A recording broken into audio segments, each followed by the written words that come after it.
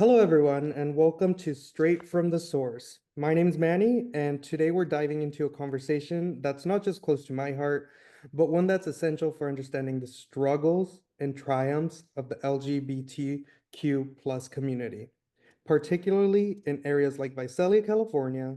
In this episode, we'll explore the vital role that the Source LGBT plus Center plays in providing the support for LGBTQ plus individuals in a town that is predominantly conservative. Now, Visalia is known for its tight-knit community and strong traditional values, but for many LGBTQ plus individuals in this area, these values can pose significant challenges. Some of these challenges are, for example, the road to acceptance. It is often filled with isolation, misunderstanding, and discrimination. With these resources that are limited, a few spaces where LGBTQ plus people can find support, the journey can feel daunting. Yet, amidst this environment, the source has become a beacon of hope, a safe space where LGBTQ plus individuals can find acceptance, advocacy, and community. In today's episode, we'll not only discuss the incredible work that the source does to support LGBTQ plus people in Visalia, but we'll also delve into the challenges it faces. In such a conservative area, from political and cultural resistance to societal stigma, the center must navigate a complex landscape to provide resources and create meaningful change. But despite these hurdles, the source has thrived, offering everything from mental health support and advocacy to peer groups and educational programs. They are dedicated to ensuring that LGBTQ plus individuals in Visalia, a place where acceptance can sometimes feel like an uphill battle, have the access they need to resources they require to thrive. Now, let's take a moment to understand the broader context. In rural areas like Visalia, LGBTQ plus individuals often face greater levels of discrimination and isolation compared to their urban counterparts. Studies have shown that these individuals and the youth in the rural areas experience higher rates of bullying and mental health struggles. In fact, a 2021 report by the Human Rights Campaign found that rural LGBTQ plus people are more likely to face discrimination, violence, and a lack of supportive resources. This is where the source plays an indispensable role. It offers not only a physical space for individuals to feel seen and valued, but also a network of support, advocacy, and education that counters the negative forces many face in conservative communities. One of the biggest challenges for the source is working within a region where political and cultural values often clash with the needs of LGBTQ plus community. But the source doesn't just focus on the immediate challenges, they also engage in long-term efforts to shift societal attitudes through education, dialogue, and advocacy. Now, their impact is not just local, but resonates throughout the broader conversation about LGBTQ plus rights and inclusion in rural America. And today, we're fortunate enough to have two incredible guests. They are my friends, Matthew and Raymond, both part of the LGBTQ plus community here in Visalia. They'll share their personal journeys, how they've navigated life in predominantly conservative town, the role that the source has played in their lives, and their perspectives on the future of LGBTQ plus inclusion in Visalia. I'm excited to hear what they have to say because their experiences highlight the resilience of the LGBTQ plus community and the critical importance of organizations like The Source in creative positive change. So let's dive in and take a closer look at these challenges and successes of supporting LGBTQ plus individuals in a place like Visalia and how The Source is leading the way in fostering more inclusive, supportive community for everyone. Now let's get into this conversation with my two good friends, who are both part of the community here in Visalia. They'll be sharing their perspectives on the challenges they face and the importance of the source in this conservative area. I'm excited for you all to hear from them. Let's start with you, Matthew. Could you introduce yourself and tell us a little bit about your background? Definitely. My name's Matthew Nelson, pronouns he/him. I am a professor of English at College of the Sequoias, and I have been on the board for the Source for a little over a year now. I moved to Visalia probably about 7 or 8 years ago, And I will say that the Source is one of the reasons I actually decided to move to Visalia.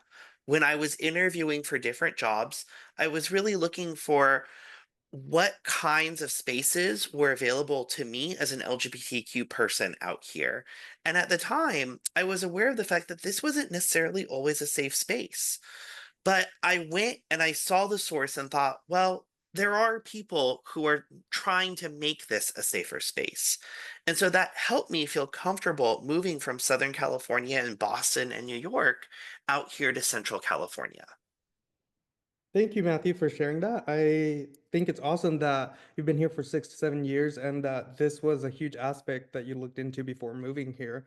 I think it's super important for our audience to hear that um, there's places in conservative areas that do support the LGBT community, and being a part of getting involved in it is a huge aspect in what allows others to grow when they're not really readily available. So, one of the questions I would love to ask you is how would you describe the mission of the Source in your own words, especially in the context of a place like Visalia?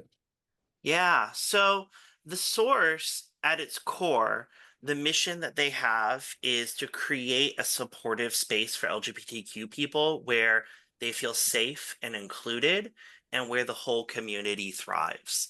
So they do that by building welcoming spaces, fostering relationships with their clients, with the community, and really just trying to be a extremely visible space. We last year, uh, as part of Pride, did the Gleam, which were these like rainbow lasers into the sky. And at first, I was kind of skeptical of the event. I was like, what is the point of just shooting a big rainbow into the sky? But when I saw that these lasers were visible as far as Exeter, rainbows in this like in the night sky in Central California, like visible from Exeter, that was amazing.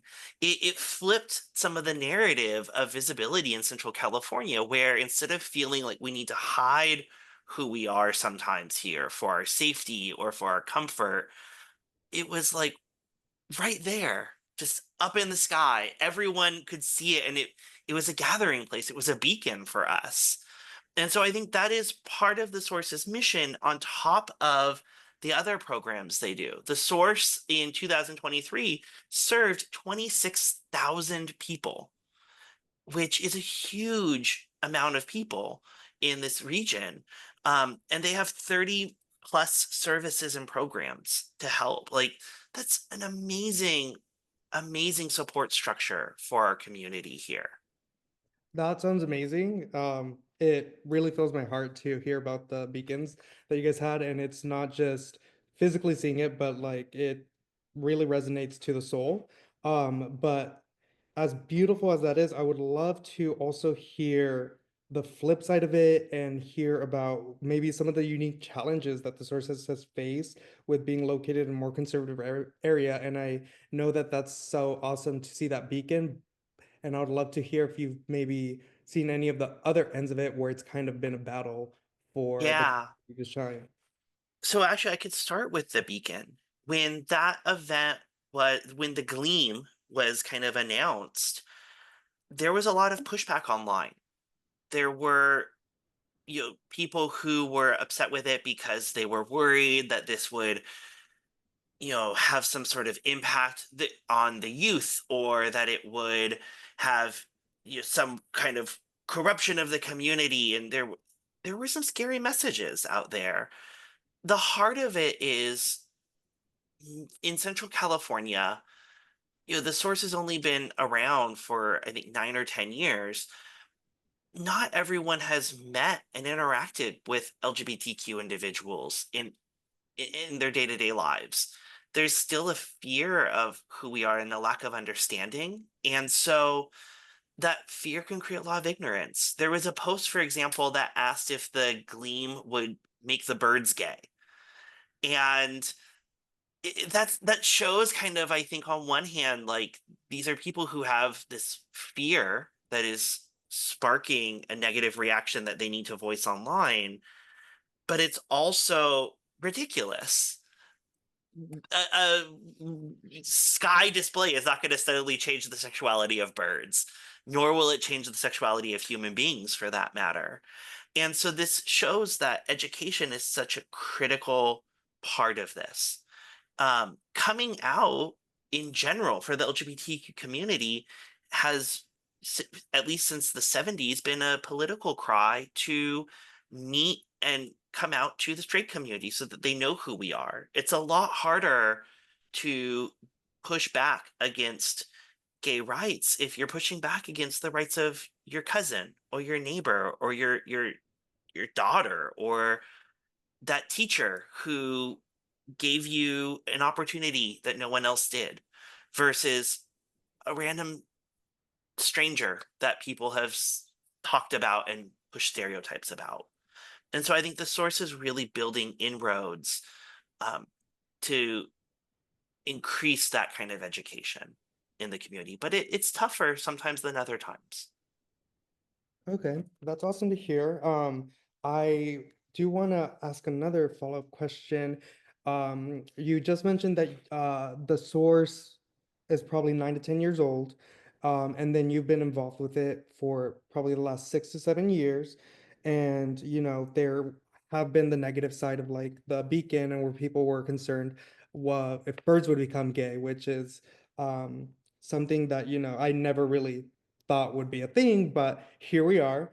Regardless, so you've been with the source for a big amount of time that they've been around, and throughout the time from when you started to now, mentioning, it's harder to push back on the LGBT community when people are your cousins or your neighbors or your friends, you being someone that is, I would say, a pretty instrumental role in students' lives at the College of Sequoia as a professor, and then also being involved in the source with the time they've been around. How has the source evolved over the past few years in terms of advocacy services or visibility, would you say? Yeah, so the source started very much as a community initiative. This was a little bit before I moved out here, but Brian Poth and Nick Vargas moved back to Central California and they noticed there was nothing here for LGBTQ individuals. And they thought, we need a space, we need resources, we need HIV services, we need sobriety services, we need counseling for people, we need access to healthcare, we need support groups, we need education outreach. And so they did a community meeting. What would people like to see if we make this happen? And that's how it started, was just getting people who were interested in a room. And from there, they got this tiny little basement space on Main Street. And I remember the first time when I was interviewing for called the Sequoias, they were in that little basement. And I saw on Google the Source LGBT Center, and I was looking for it. I was like, where is it? It's down these dark stairs. Where am I going? And it was a little scary. And I know that there were times I took students who were coming out to the source. Like I would meet them there and I would walk them down and I would do like outreach with also colleagues and things who had never been there and they needed to see the space. And it was always a little weird to be like, follow me into this basement. So it was great to have the space. And when you went in, it was bright and welcoming, but that initial entrance was kind of scary. The source, by the way, throughout their one of their mottos is you don't have to be out to come in. They have always tried to be welcoming to the entire community, and I think that that's been an integral part of their commission, like their mission and their ability to build bridges in this conservative area.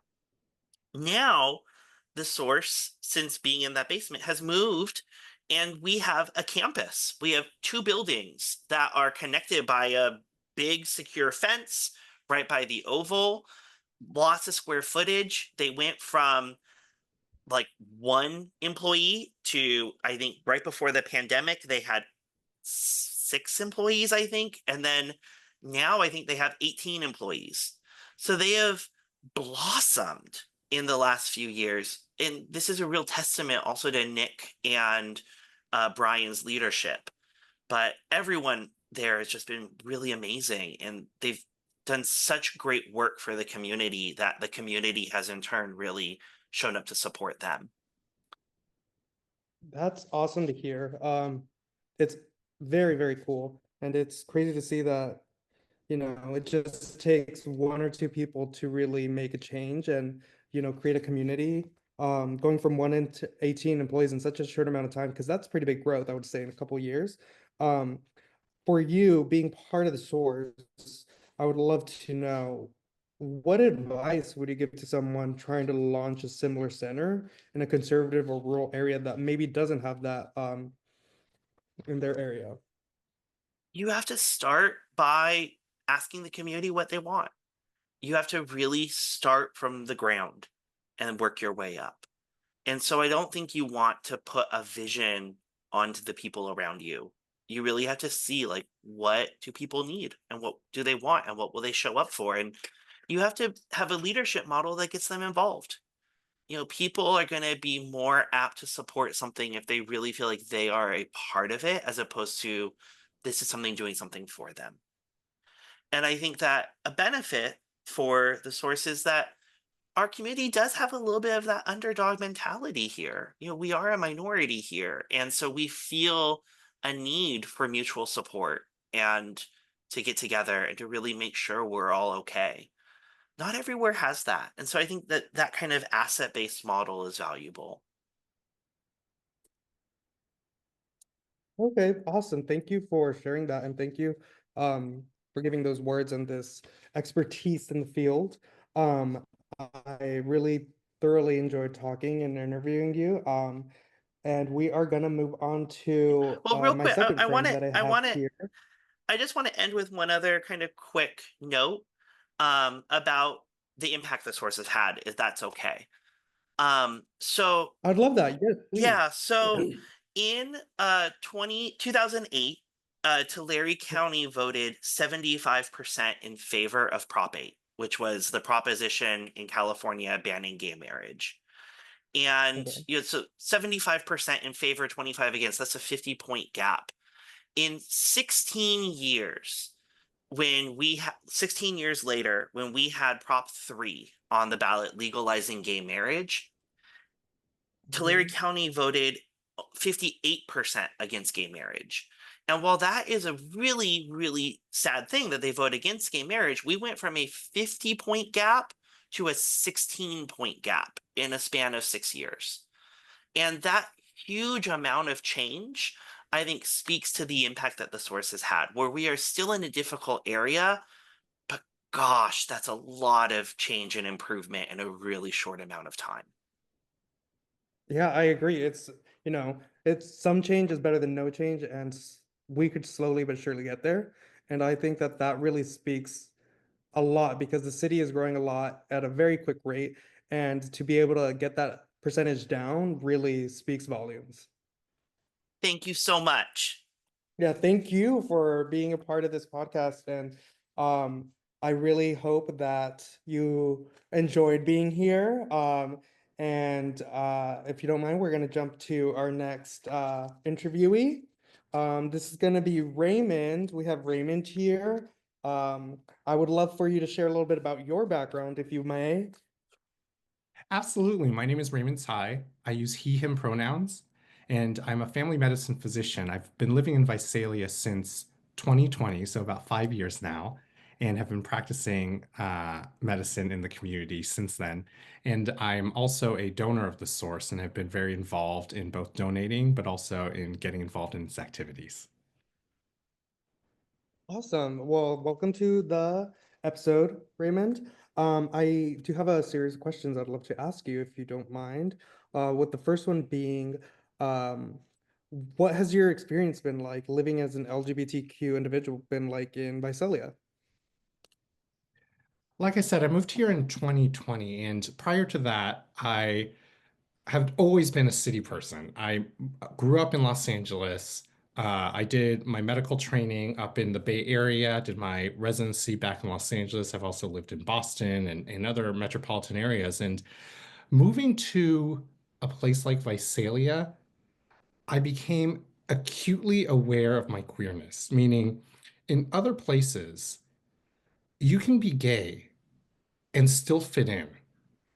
However, in places like Visalia, where being gay is not the norm, and being gay is absolutely the minority, it makes it so much more of a visible thing, and you become so aware of it, more so than in other places. And so, for me, living in a place like Visalia has really been a little bit, uh, at some points isolating, and some points actually just frankly scary, to be out in the community and being gay.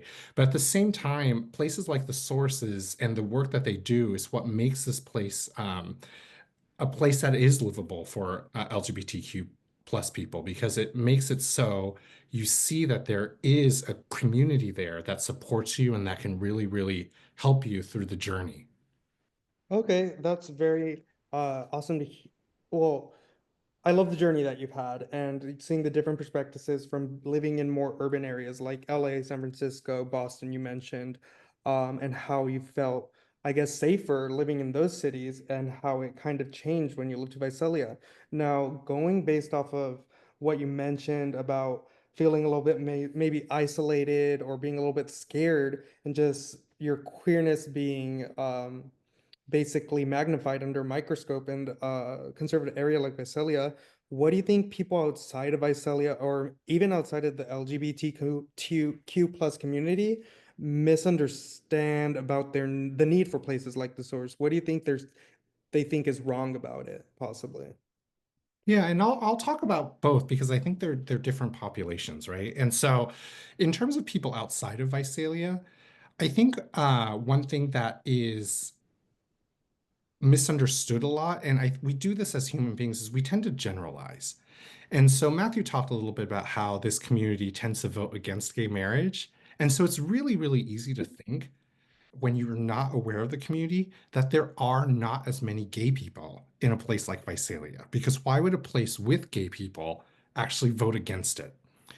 And that there isn't a thriving gay community either. And the thing is, even though we're the minority here, there's still a lot of people that are fighting the good fight. And it takes resources to fight up against, the majority here. And so that's what I would want people outside of Visalia to realize is that despite our voting record, despite of what they see in the news, that there's actually a good core of LGBTQ folks. I mean, if you think about it, right?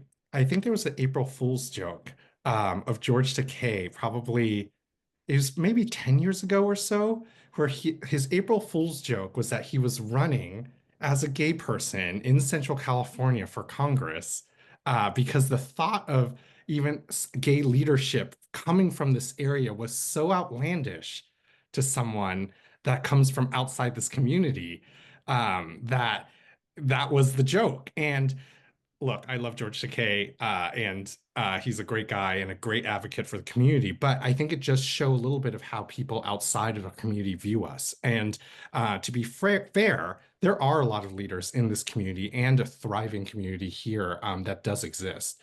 Now, your other part of your question was, what would I say to people outside of the LGBT community that misunderstand about the need for places like the Source? And so I'll tell you a story from actually a gym here at Visalia, one that you're very aware of too, Manny. And I remember I was working out there one day and I had said something about the Source, or I had said something about an LGBTQ event. And somebody, one of the trainers at the gym, said something like, "Oh, come on, Raymond, you know we're open to all here." Uh, and I looked back at him and I went, "Do I really? How would I know that?"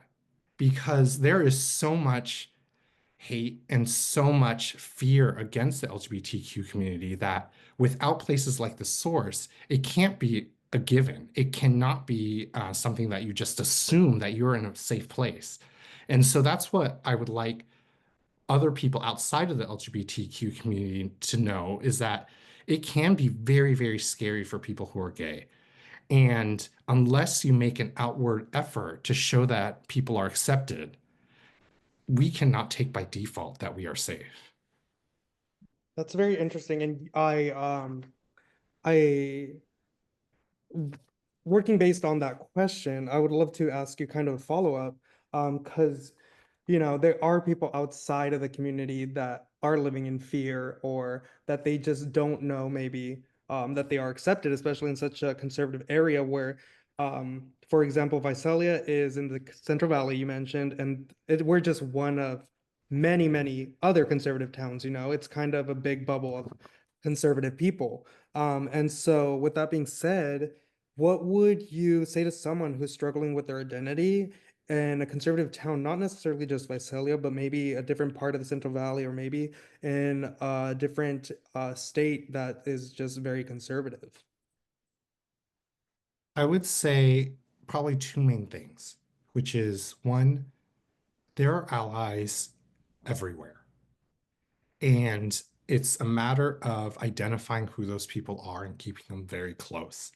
And they might be unexpected allies, people that you might not even realize are allies, whether they're teachers, law enforcement, people at the gym, people at church. But there are people everywhere that will support you, and it is really important to find it. And that's a little bit of where the importance of the rainbow pride flags and the symbols and the pins come in, to be able to identify who those allies are. But they do exist in every community. And so for anyone that's struggling with their identity in a conservative town, I would say know that there are allies there and find them. I think the second thing I would say is that everybody's journey is different. And so in a conservative area, it probably can seem really, really difficult to watch others that might be growing up in a big city or an urban area, and it seems like their journey is so much easier. And that might not be the case. I think we all have our individual struggles, we all have our individual challenges, and all of our individual journeys are different. And so just because you're in a conservative area doesn't mean that you will not thrive just like everybody else. You'll just thrive and go on your own individual journey to thrive. And I think that's something to always look forward to. Thank you. I would love to also ask you a different question. I know we've hit a lot on what people outside of the community or people outside of the source might think about the source as a resource and kind of living in fear and not knowing what community is like in urban areas, like we mentioned. But I'd like to kind of bring that around and ask you from an inside perspective, being a member of the LGBTQ plus community, what are your hopes for the future as being part of a member of the Source and the broader community here in Visalia? So my hope for the source and the broader LGBTQ community is, and particularly for the source, and as odd as it sounds, it's that the source doesn't exist anymore, right? The source exists because there's an acute need in the community to support a group of people that feel isolated and that otherwise don't feel like they're part of the community. I think my ultimate hope is that there's not a need for that, where people can all be treated the same, where you could walk in the street, whether you're gay, whether you're lesbian, whether you're bisexual or transgender, and know that you're going to be treated the same and have equal access to all the same resources as everybody else. So that's also ultimately my ideal hope for the source, is that there isn't a need for that kind of stuff. I think in the short term, though, um, to be more practical about it, my my short-term goal is that the source gets more involved in the local community overall. I think to really make an impact and change people's views on what community is like, it really requires making friends and making unexpected friends, because I think over time that's what changes hearts and minds, is the empathy of it. When people realize that LGBTQ plus people are just people like everybody else that they are interacting with day to day. And otherwise, it's really, really easy to other a group not knowing them. And so, in the short term, while we drive towards that long term goal, I really hope that the LGBTQ plus community and the source really just continues building bridges and making friends across different spectrums. Yeah, thank you for that. I definitely hope for the same, and I don't think that there'll be hopefully any issues with the source and their growth. I know you and Matthew have both been part of the source for a couple years now, and I, you know, didn't think that the source would have a big impact on me, but in the most recent months, I've met you guys through the source, and that's been a huge aspect of my growth in the last couple of years, and also just being more open. And you mentioned, there's a lot more allies than people think, and it's just a matter of finding them. So I think it's definitely something that I'm super excited for our audience to hear here. But I wanted to wrap it up and thank you both so much for sharing your stories today. It's clear that the source is doing so much vital work here in Visalia. And it's amazing to hear how it's made a difference in both of your lives. For anyone listening, please remember that no matter where you are, there's always going to be a community that supports you. You're never alone. Thank you so much for tuning into Straight from the Source. I hope today's conversation has sparked some important thoughts for all of you guys out there listening, and how we can all work together to create a more inclusive and understanding world. If you're struggling with mental health or need support, please feel free to reach out. But until next time, take care of yourselves and each other.